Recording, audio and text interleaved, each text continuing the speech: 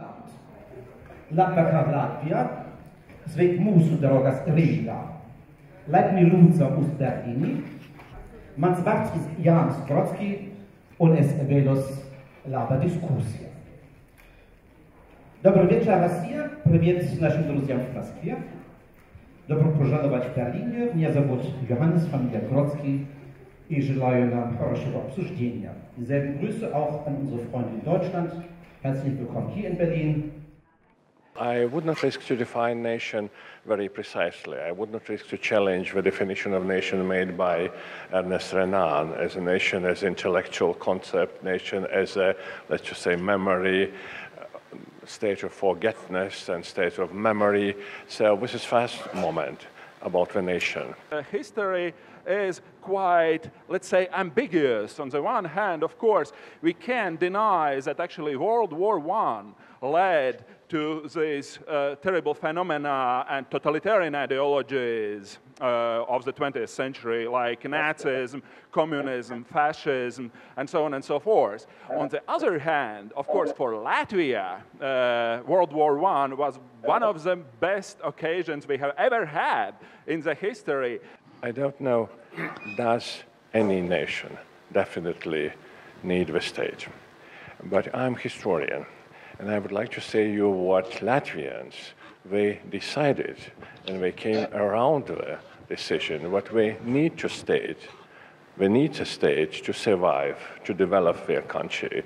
So already in the middle of 1917, approximately in the middle of 1917, not the greatest part, but rather a substantial part of Latvians came to the conclusion that we need a stage to survive, to develop their culture, to develop their country.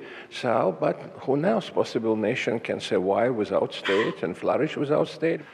And now we turn back to Berlin. Next to me is Dr. Jan Behrens. He's a well-known specialist on contemporary European history. And he will talk over the part of the German historian in this discussion. Mr. Behrens, so far, what we have heard up till now, could you find something which is more in common or which maybe divides different point of views from Riga and Moscow? Yes, I think the main common theme that we will talk about this evening and that maybe unites these very different questions that are posed here is the larger question of the relationship between nation and empire, and the way that European order has always been structured in the last 100 years, around these two pillars, if you will, competing pillars also, competing orders, the emergence of new nation states, but also the continued emergence of imperial projects. And I think if we look at it from a German perspective, it's very interesting that a couple of years ago, 1914 was not such an important date, as we thought in a way that maybe the discussions about who started the war and what did it actually mean for Germany or Central Europe were not so important anymore, because the focus was very much on Nazism and on the post-1989 development. But now in this year, in 2014, not only do we see that war is unfortunately back in Europe, but we also see that, or we are reminded of rather, the fragility of European order. And we are reminded of the failure of Europeans to establish a stable order, not only 1918, 1919, but maybe also after 1989, 1991. And these changes of order, I think, in a long-term perspective, make this such a very interesting topic. I would like to avoid the discussion of Ruski and Rossiyski or Russisch and Rossiyanisch, simply because it will take all our time. It's too complex an issue.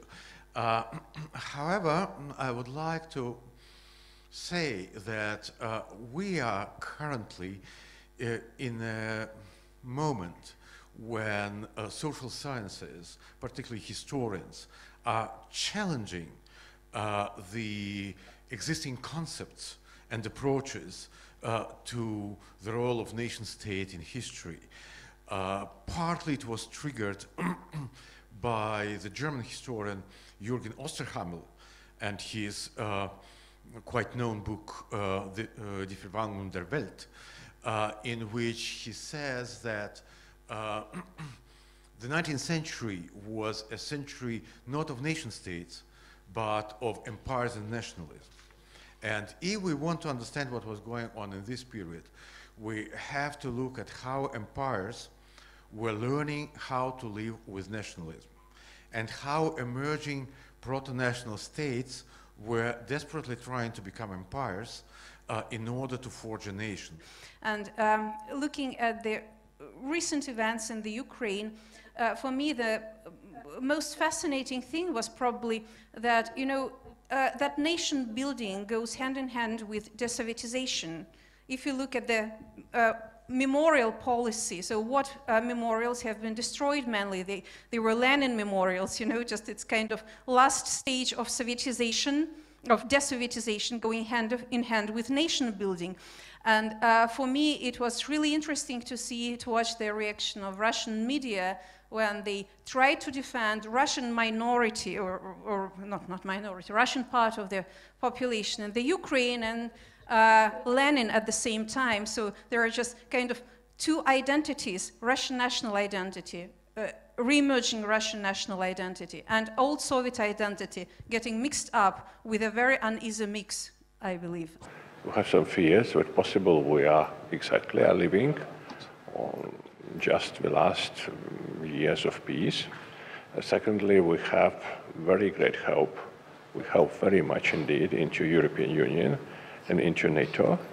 So let's see, but I'm frank, we have also some fears in our heart about the future of our state.